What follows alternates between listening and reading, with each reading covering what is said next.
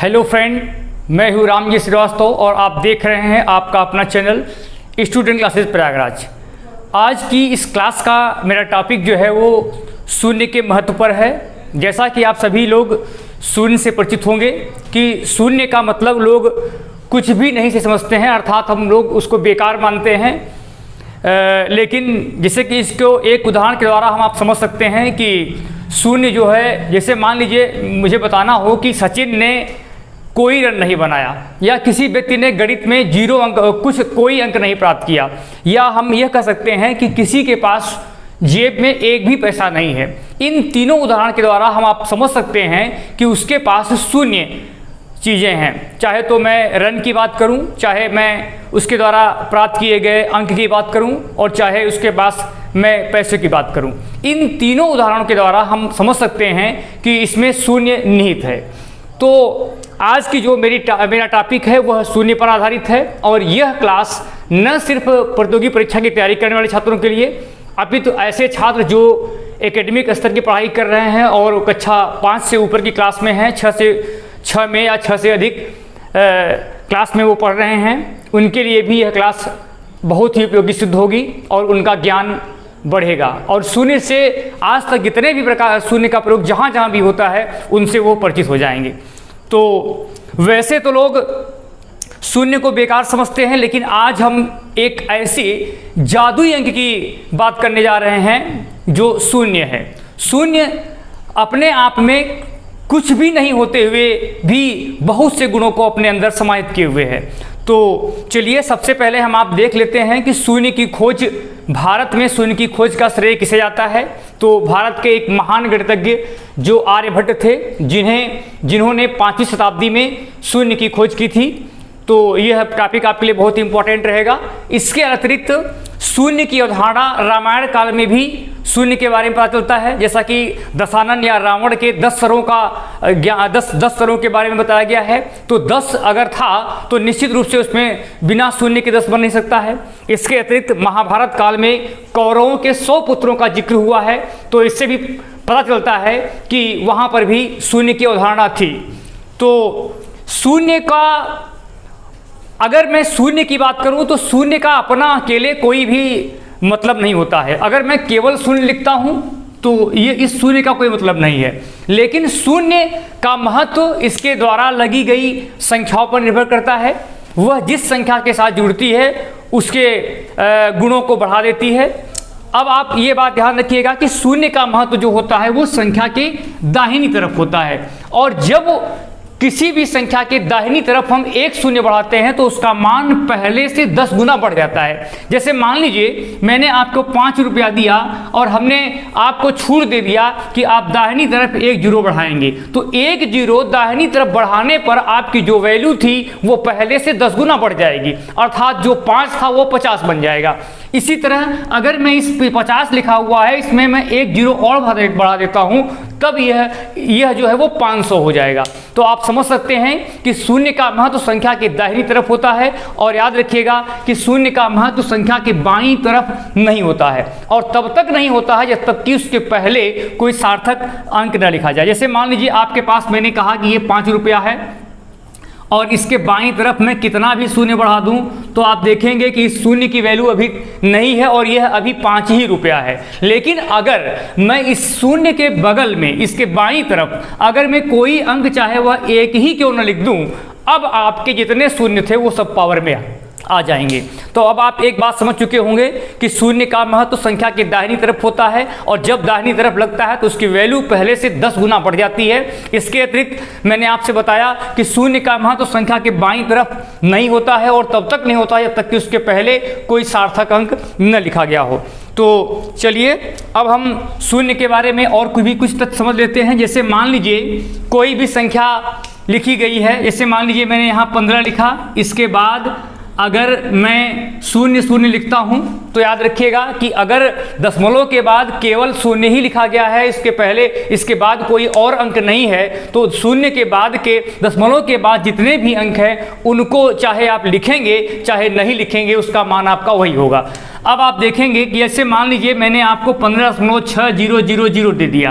अब आप देखेंगे इसको चाहे मैं 15.6 कहूँ और चाहे इस शून्य का कोई मतलब नहीं है, लेकिन दशमलव के बाद अगर लिखे गए अंकों में शून्य लिखने के बाद भी कोई अंक आया, ऐसे मान लीजिए मैंने यहाँ 2 बार शून्य लिख दिया, अब इसके बाद मैंने 2 लिख दिया, अब इसकी गणना, इस शून्य की गणना हम करेंगे।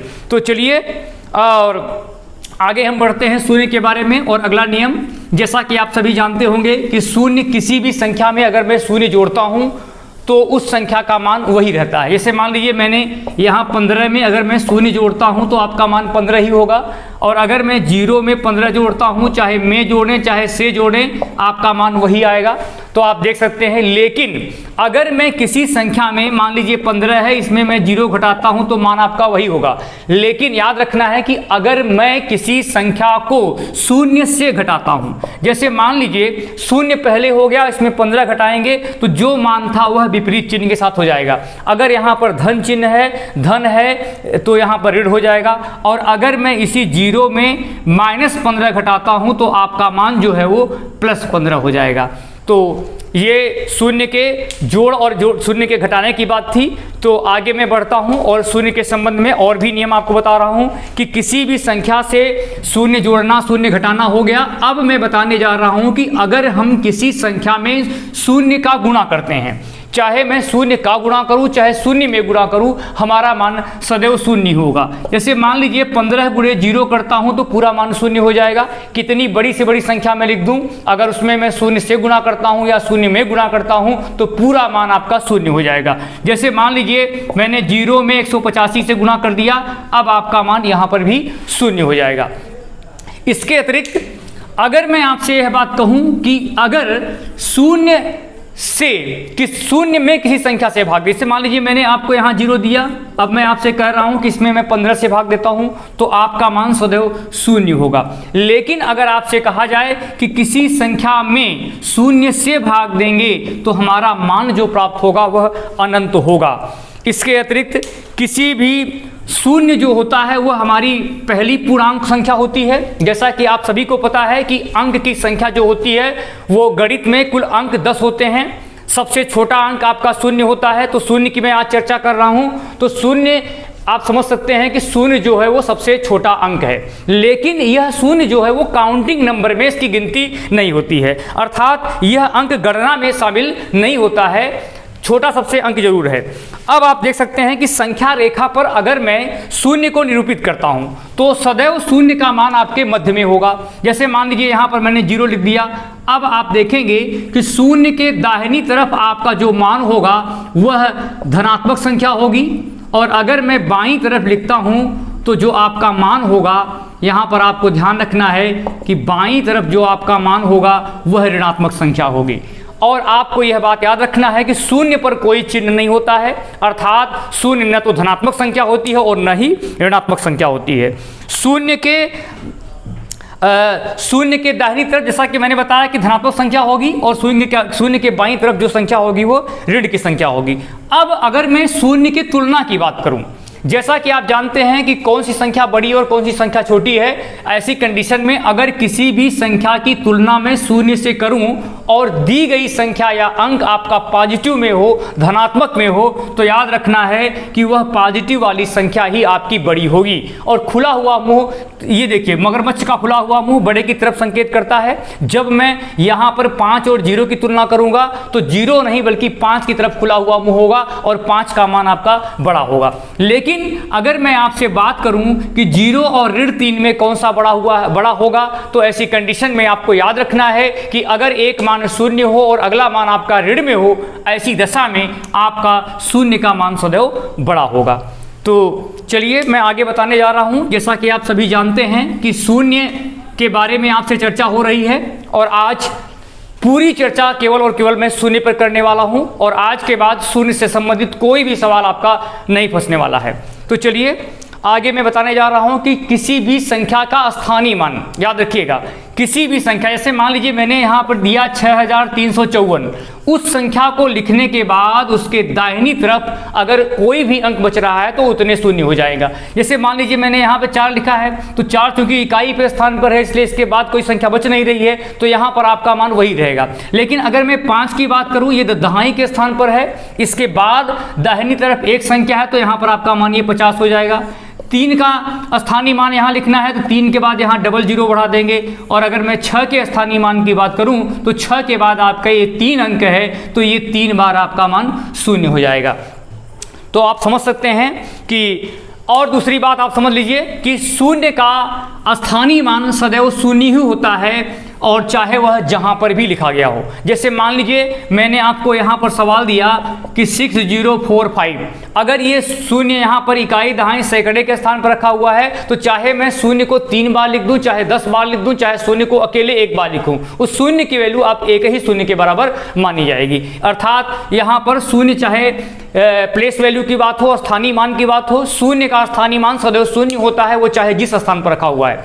दूसरी बात, अगर शून्य के में स्थानीय मान भी वही होता है और उसका अंकित मान या जातीय मान भी होता है। जैसा कि आप सभी जानते होंगे कि शून्य का या किसी भी संख्या का अंकित मान या जातीय मान वह संख्या स्वयं होता है। तो आप देख सकते हैं कि शून्य का स्थानीय मान भी वही होता है और जातीय मान या अंकित मान भी सदैव शून्य ही होता है। तो चलिए, इसके अतिरिक्त आप समझ सकते हैं कि अगर मैं आपसे आधार और घातांक की बात करूं, जैसा कि आप जब समझते हैं कि a के पावर 3 का मान दिया गया है, तो a यहाँ पर आधार है और 3 जो है वो घातांक है। अगर मैं यहाँ पर आपको सवाल दे दूं कि 15 के पावर 0 है, तो आपको यह बात याद रखनी है कि अगर आपके आधार का मान कुछ भी हो, लेकिन अगर घातांक का मान आपका शून्य होता है, ऐसी स्थिति में आपका मान सदैव 1 होगा। तो याद रखिएगा कि घातांक कुछ भी हो, घातांक का मान 0 हो और आधार का मान चाहे जो भी हो, आपका मान सदैव शून्य होगा। लेकिन अगर मैं 0 के पावर 0 की बात करता हूं, तो यह मान आपका अपरिभाषित होगा, अर्थात इसको परिभाषित नहीं किया सकता है। अब आप देखिए कि जब दो संख्याओं का योग मिलकर 0 के बराबर हो जाए, आपको यह बात ध्यान रखनी है कि जब दो संख्याओं का योग मिलकर के 0 के बराबर हो जाए, तो वे संख्याएं एक दूसरे की योगात्मक प्रतिलोम कहलाती हैं। अब आपको यही बात ध्यान रखनी है कि जैसे मान लीजिए कि अगर यहाँ पर आपका मान धन में दिया है, तो अगला मान आपका ऋण में रखना पड़ेगा, तभी तो आपका मान 0 आएगा। इसको हम योगात्मक प्रतिलोम कहते हैं। तो 0 एक योगात्मक प्रतिलोम भी है। तो आगे, अगर मैं किसी संख्या के दाहिनी तरफ एक शून्य बढ़ाता हूं, याद रखिएगा किसी भी संख्या के, चाहे जितनी बड़ी संख्या हो, उसके दाहिनी तरफ अगर मैं एक शून्य बढ़ाऊंगा, तो वह संख्या निश्चित रूप से सदैव और सदैव 10 से कटेगी। और याद रखिएगा कि जो संख्या 10 से कटेगी, तो वह संख्या 2 और 5 से भी अवश्य कटेगी। इसी तरह अगर मैं किसी भी संख्या को लिखने के बाद उसके दाहिनी तरफ 2 जीरो बढ़ाता हूं, तो निश्चित रूप से वह संख्या आपकी 100 से कटेगी। और जब कोई संख्या 100 से कटती है, तो वह 4 से भी कटेगी और 25 से भी कटेगी। इसके अतिरिक्त यह संख्या 2 से, 4 से, 5 से, 20 से, जो संख्या जिस संख्या से कटती है उसके गुणनखंड से भी अवश्य कटती है। इसी तरह अगर मैं आपसे बात करूं कि कोई भी संख्या दी गई हो, उसके दाहिनी तरफ अगर मैं 3 शून्य बढ़ाता हूं, तो दी गई संख्या जो होगी आपकी, वह निश्चित रूप से वह 125 से 1000 से कटेगी, और यह संख्या आपकी 125 से भी कटेगी, और यह संख्या आपकी 8 से भी कटेगी। तो इसके अतिरिक्त अगर मैं किसी भी संख्या का, जैसे मान लीजिए कोई संख्या अगर शून्य दी गई है, और अगर मैं किसी भी संख्या जो शून्य दी गई है उसका मैं वर्ग करूं, चाहे मैं वर्ग करूं, शून्य का वर्ग करूं, शून्य का घन करूं, शून्य का वर्गमूल निकालूं, शून्य का घनमूल निकालूं, सदैव मान आपका शून्य ही होगा। जैसे कि हमने आपको दिया कि 0 के पावर 2, तो आपका मान 0 होगा। √0 का मान भी 0 होगा। इसके अतिरिक्त अगर मैं आपसे कहूं कि 0 के पावर 3 है, 0 का गुणा 3 बार करें, तो मैंने आपसे पहले ही बताया था कि आधार का मान कुछ भी हो, अगर घातांक का मान 0 है, आधार का मान 0 हो, घातांक का मान कुछ भी हो, ऐसी कंडीशन में आपका मान 0 ही होगा। इसके अतिरिक्त अगर ये क्यूब रूट करणी है, अर्थात ये तृतीय घात करणी है, और अर्थात घनमूल है, 0 का घनमूल भी आपका 0 होगा। जैसा कि आपको पता है कि आज हमारा जो टॉपिक है वह 0 पे चल रहा है, और आज सारी बातें सिर्फ और सिर्फ हमारी 0 पर ही चर्चा की जाएंगी। अब आगे मैं आपको बताने जा रहा हूं कि जितने अंकों की, सवाल को ध्यान से समझिएगा, कि जितने अंकों की छोटी से छोटी संख्या लिखनी हो, एक बार हम 1 लिखेंगे, जितना अंक कम पड़ता है उतना बार हम 0 बढ़ाएंगे। तो अगर मैं 2 अंकों की छोटी संख्या की बात करता हूं तो एक बार तो आप 1 लिखेंगे, इसके बाद अगर आपका 2 अंक की है, एक संख्या कम पड़ रही थी, दाईं तरफ एक 0 बढ़ा दीजिए। अगर मैं बात करूं कि 3 अंक की छोटी संख्या क्या होगी, तो एक बार 1 लिखेंगे, जितना कम पड़े उतनी बार आप 0 बढ़ा दें। इसके अतिरिक्त एक सवाल आपकी परीक्षाओं में अक्सर पूछा जाता है कि किसी भी संख्या के इतने अंकों की कुल कितनी संख्याएं बनेंगी। तो याद रखना है कि यह ज्ञात करने के लिए आपको एक बार 9 लिखना है, जितना अंक कम पड़े उसके दाईं तरफ आपको उतना 0 बढ़ाना है। जैसे मैंने आपसे कहा कि 2 अंकों की कुल कितनी संख्याएं होंगी, तो आपका उत्तर क्या होगा, एक बार आप 9 लिखेंगे, एक मान कम पड़ रहा है तो आप एक बार 0 बढ़ा देंगे। अर्थात 2 अंकों की कुल संख्या अगर पूछी जाए तो आपका उत्तर जो होगा वह 90 होगा। तो अगर मैं आपसे कह दूं कि 3 अंकों की कुल कितनी संख्या होती है, तो आप देखेंगे कि एक बार तो आप 9 लिखेंगे, जितना मान आपका कम पड़ता है, 2 मान और कम पड़ रहा था तो 2 बार आपका मान 0 हो जाएगा।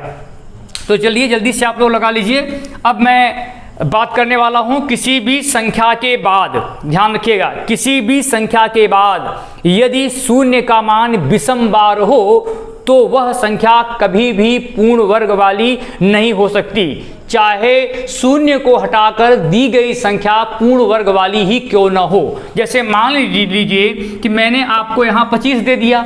अब अगर मैं यहाँ पर शून्य का प्रयोग 1 बार कर दूं, या शून्य का प्रयोग मैं 3 बार कर दूं, या शून्य का प्रयोग मैं 5 बार कर दूं, तो यह इस संख्या का तो वर्गमूल निकल जाएगा, लेकिन 0, अगर 0 का मान आपका सम बार होगा तभी यह संख्या पूर्ण वर्ग वाली हो सकती है, वरना यह संख्या पूर्ण वर्ग वाली नहीं होगी। इसके अतिरिक्त यदि कोई संख्या जो पूर्ण वर्ग वाली है तो तब उसके दाहिनी तरफ निश्चित रूप से याद रखिएगा, अगर कोई भी संख्या पूर्ण वर्ग की है, जैसे मान लीजिए मैं आपके सामने 144 लिखता हूं, तो इसके दाहिनी तरफ अगर यह संख्या पूर्ण वर्ग की होगी तो शून्य का मान निश्चित रूप से सम बार होगा। अर्थात या तो शून्य का प्रयोग 2 बार होगा, या तो शून्य का प्रयोग 4 बार होगा, या तो शून्य का प्रयोग 6 बार होगा। माने निश्चित रूप से आपका शून्य का प्रयोग सम बार होगा, तभी वह संख्या पूर्ण वर्ग वाली होगी, वरना वह संख्या कभी भी पूर्ण वर्ग वाली नहीं हो सकती है। इसी तरह आप समझ सकते हैं कि यदि कोई भी संख्या पूर्ण घन वाली हो तो उस संख्या के दाहिनी तरफ जो मान है वह शून्य का मान 3 बार या 3 के गुणज बार होगा। जैसे मान लीजिए मैंने एक संख्या आपके सामने लिख दिया 216। अब निश्चित रूप से इसके बाद की जो संख्या होगी वह या तो 3 बार 0 होगा, या तो 6 बार 0 होगा, या तो 9 बार 0 होगा। अगर इसके अतिरिक्त 3 के गुणज में शून्य का मान नहीं हो रहा है तो वह संख्या कभी भी पूर्ण घन वाली नहीं हो सकती है। इसके अतिरिक्त अब आप जानते होंगे कि भाजक और भागफल के बारे में, अगर आपका भाजक और भाज्य इन दोनों का मान एक समान है या भाजक से भाज्य का मान पूरी तरह विभाजित होता है तो निश्चित रूप से जो आपका शेष बचेगा वह शून्य होगा। इसके अतिरिक्त यदि कोई संख्या, यदि कई संख्याओं को, देखिए इस तरह के सवाल आपकी परीक्षाओं में बने होंगे कि यदि कई संख्याएं आपस में दे दी जाएं, जैसे मान लीजिए मैंने आपको सवाल दिया कि 564 0, 3460 और 5670। अब आप देखेंगे कि अगर किसी भी संख्या के इकाई के स्थान पर 0 है और सभी इकाई के स्थान पर 0 है तो उस संख्या का गुणा करने पर सदैव इकाई के स्थान पर आपका मान 0 ही आएगा। मैं केवल यूनिट की बात कर रहा हूं, याद रखिएगा कि मैं केवल और केवल इसके इकाई की बात कर रहा हूं, पूरे संख्या की बात नहीं कर रहा हूं। इसके अतिरिक्त आपको यहां पर याद रखना है कि अगर किसी भी संख्या, मान लीजिए यहां पर कोई और भी अंक दिया हो, लेकिन अगर एक बार भी आपका मान शून्य आ गया इकाई के स्थान पर, तब चाहे जितनी संख्याएं दी गई हों उनका गुणा करने पर इकाई के स्थान पर आपका सदैव जो मान आएगा वह शून्य होगा। इसके अतिरिक्त आप समझ सकते हैं कि अगर जैसे मान लीजिए मैंने आपके सामने ये संख्या रख दिया कि कम से कम एक बार आपका मान 5 हो, एक बार 5 हो, और कम से कम एक बार आपका मान इकाई के स्थान पर दी गई संख्या में एक बार आपकी सम संख्या हो। ऐसी कंडीशन में आप देखेंगे कि जैसे मान लीजिए यहाँ इकाई पर 5 है, यह एक 5 दे दिया, एक बार आपकी इकाई पर सम संख्या हो गई, तो निश्चित रूप से आपके इकाई के स्थान पर जो संख्या बनेगी वह 0 ही बनेगी। तो इन बातों को आपको ध्यान रखना है। इसके अतिरिक्त किन्हीं भी दो संख्या के इकाई के मानों का अगर मैं आपस में गुणा करता हूं, याद रखना है, तो सदैव आपके इकाई के स्थान पर 0 ही आएगा, 0 के अतिरिक्त कोई दूसरा मान आपका नहीं आएगा। तो चलिए इन प्रश्नों को आपको ध्यान रखना है। इसके अतिरिक्त दशमलव की अगर कोई संख्या दी गई है, याद रखिएगा कि 0 का प्रयोग कहाँ जहाँ जहाँ भी होता है उन सब पर मैं आज चर्चा कर रहा हूँ। और दशमलव वाली संख्या को अगर मुझे भिन्न बदलना हो, जैसे मान लीजिए यहाँ पर मैंने दे दिया 0.5, तो बराबर लिख करके आपको वह संख्या लिखनी है। इसके बाद आपको बटे 1 लिखना है। दशमलव जितने अंक के बाद रखा है उसके दाहिनी तरफ उतना बार हम 0 लिख देंगे। जैसे मान लीजिए मैंने आपको दिया 0.25, बराबर लिख करके आप उस संख्या को 25 लिखेंगे। अब आप देखेंगे कि 0.2 अंक के बाद लगा है, तो यहाँ पर आपका जो 0 होगा वह 2 अंक के बाद होगा। तो आप देख सकते हैं कि दशमलव वाली संख्या को अगर मुझे भिन्न बदलना हो, बराबर लिखकर उस संख्या को बिना दशमलव के लिखेंगे, बटे 1 लिखेंगे। दशमलव जितने अंक के बाद लगा है 1 के दाहिनी तरफ हमारा उतना 0 हो जाएगा। इसके अतिरिक्त कुछ भिन्न वाली संख्याएं ऐसी भी होती हैं जिसमें 1 लिखने के बाद हर का मान 0 के साथ होता है। जैसे मान लीजिए मैंने आपको दिया यहाँ पर 56 दे दिया और मैंने दिया कि इसमें 100 से आप भाग दे दीजिए, तो आप देखेंगे कि जिसका हर आपका 10 हो, 100 हो, 1000 हो या 10,000 हो, इस तरह के जो मान होंगे एक के बाद जो अंक वाले होते हैं, ऐसी स्थिति में दशमलव में बदलने के लिए उस संख्या में जितने 0 हो उस संख्या के दाहिने उस संख्या में उतने अंक के बाद 0 हो जाता है। जैसे मान लीजिए मैंने आपको दिया 4325 में मैंने कहा कि 1000 से आप भाग दीजिए, अर्थात इसके हर का मान 1000 है। बिना कुछ किए हुए आपको करना क्या है, दशमलव यहाँ पर 1 2 3 अंक के बाद दशमलव आप लगा देंगे और आपका मान जो अभी तक भिन्न में था उसका परिवर्तन जो है वो दशमलव में हो जाएगा। इसके अतिरिक्त 0 का प्रयोग आपको त्रिकोणमिति अनुपात में भी मिल जाएगा, त्रिकोणमिति में भी मिलता है। अर्थात आप जानते हैं, इसको भी आप लोग समझ लीजिएगा कि साइन 0 का मान 0 होता है, याद रखिएगा। इसके अतिरिक्त आपके कास 0 का मान 1 होता है। मैं केवल 0 की बात कर रहा हूँ, याद रखिएगा। जहाँ जहाँ भी 0 का प्रयोग हो रहा है उसी पे मैं चर्चा कर रहा हूँ। तो आप ध्यान रखिएगा कि साइन 0 का मान आपका 0 होगा, कास 0 का मान आपका 1 होगा। अब मैं बात करता हूँ tan 0 की। जैसा कि आप सभी जानते हैं कि tan का मान साइन बटे कास होता है, और जब हम 0 साइन का मान 0 है और कास का मान 1 है। हमने आपको पहले ही बताया किसी संख्या में अगर हम 0 में अगर किसी संख्या से भाग देते हैं तो हमारा मान 0 हो जाएगा। अब आप देखेंगे कि tan 0 का मान आपका 0 हो जाएगा। और आप जानते हैं कि tan का जस्ट उल्टा आपका काट होता है। और अगर मैं आपसे कहूँ कि काट 0 की वैल्यू क्या होती है, तो आप देखेंगे कि काट का मान जो है होता है वह कास बटे साइन होता है। तो आप देखेंगे कि कास बटे साइन अर्थात 1/0, और आप देखेंगे कि जब हम 1 में 0 से भाग देंगे तो जो हमारा मान आता है वह अनंत होता है। इसके अतिरिक्त आप देखेंगे कि सेक 0 जो होता है वह 1/कास थीटा के रूप में कास 0 हो जाएगा। और अगर मैं 1/1 करता हूं तो आपका मान यहां पर 1 आएगा। इसके अतिरिक्त मैं बात करता हूं आपके कासेक 0 की, तो कासेक का जो मान होता है वह साइन 1/साइन होगा। और आप देख सकते हैं कि जो आपका साइन का मान है 1/0 होगा, तब आपका ये मान जो आएगा वह अनंत होगा। तो इस प्रकार आप देख सकते हैं कि त्रिकोणमिति अनुपात में भी आपका 0 का प्रयोग आपको मिलेगा। तो आप देखेंगे कि साइन 0 का मान 0, कास 0 का मान 1, tan 0 का मान 0, काट 0 का मान अनंत, सेक 0 का मान आपका 1, कॉसेक 0 का मान आपका अनंत होता है। इसके अतिरिक्त कास 90, याद रखिएगा कि कास जो 90 होता है उसका मान भी आपका 0 होता है। इसके अतिरिक्त काट 90 का मान भी आपका मान 0 होता है। तो इतने आपके प्रयोग जो होते हैं वह त्रिकोणमिति अनुपात में 0 का प्रयोग यहाँ पर होगा। इसके अतिरिक्त एक सवाल आपका बनता है जो कि फैक्टोरियल से आता है। जैसा कि आप सभी जानते होंगे कि फैक्टोरियल का मतलब, से मान लीजिए मैंने आपके सामने यहाँ पर लिख दिया कि फैक्टोरियल 4, तो इसका मतलब है कि कम करते करते जहाँ लिखा गया है उसी मान को हम कम करते करते 1 तक ले जाएंगे। अब मैं आपके सामने एक प्रश्न ला रहा हूँ और 120 फैक्टोरियल दे रहा हूँ। चाहे तो मैं 120 फैक्टोरियल कह दूं या तो मैं आपसे कहूं कि 1 से लेकर के 120 तक की संख्याओं का अगर मैं प्राकृतिक संख्याओं का गुणा करता हूं तो याद रखिएगा, अब आपसे पूछा जा रहा है कि उस संख्या में कुल कितने शून्य का प्रयोग होगा। तो याद रखिएगा, जब प्राकृतिक संख्या या फैक्टोरियल वाले सवालों में कुल कितने शून्य होंगे यह पूछा जाए तो आपको याद रखना है कि जितनी बार आपका 2 या 5, क्योंकि 10 अगर होगा तभी आपका शून्य होगा और 10 होने के लिए आपको 2 और 5 दोनों होना आवश्यक है। क्योंकि अगर आप इन संख्याओं का आपस में गुणनखंड करेंगे तो 2 तो आपका मान कई बार मिलेगा लेकिन 5 कम बार मिलेगा। तो 2 और 5 में से जो मान कम बार मिलेगा उतनी बार ही शून्य होगा। तो आप देखेंगे कि इसमें हमें कुछ नहीं करना है, हम 5 से यहाँ पर 120 में भाग देंगे जो लास्ट की संख्या है। तो आप देखेंगे कि 24 बार गया है, फिर जो जितनी बार इसका भाजक गया है इसी में फिर देंगे तो आपका मान 5 चौक 20 होगा। अब आप देखेंगे कि ये जो संख्या है वो इससे कम आ गई। अगर यह 5 ही होता तो एक बार और ले जाते, लेकिन चूंकि यह संख्या इससे कम हो गई इसलिए आपका जो 2 मान है, जो आपका भागफल था वही आपका उत्तर होगा। अर्थात इसमें 28 बार, याद रखिएगा कि इसमें 28 बार जो है वो 28 शून्य का प्रयोग होगा। इसको लगाने के लिए या तो आप ऐसे कर दीजिए, यहाँ पर आप भाग देंगे तो आपका मान 120 आ जाएगा। अब आप देखेंगे कि जो भागफल आया है उससे फिर संख्या से आप भाग देंगे तो 5 चौक 20 होगा। क्या बचा उसको भूल जाइए, क्योंकि जो बचा हुआ मान है इससे कम है, दोबारा नहीं जाएगा।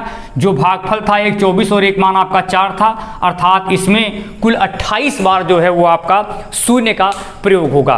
तो आज की क्लास में हमने आपसे चर्चा किया कि शून्य होता क्या है, शून्य की खोज किसने की, इसके अतिरिक्त शून्य का हम प्रयोग कहाँ कहाँ करते हैं, इन सारी बातों पर हमने आपसे चर्चा की। जहाँ तक शून्य के प्रयोग की बात है, फैक्टोरियल की बात है, तो इससे संबंधित और भी क्लास को आप देखने के लिए हमारे नंबर सिस्टम की क्लास में जा करके अभी आगे आपको प्लेलिस्ट में ये क्लासें आपको जाती रहेंगी, जिसमें आपको फैक्टोरियल में शेषफल या आपके शून्य के बारे में आपको डिटेल से और भी जानकारी मिलेगी। तो चलिए आज की क्लास को हम यहीं समाप्त करते हैं। ऐसी और भी रोचक क्लास के साथ हम आपके बीच फिर से हाजिर होंगे। तब तक के लिए आपको धन्यवाद।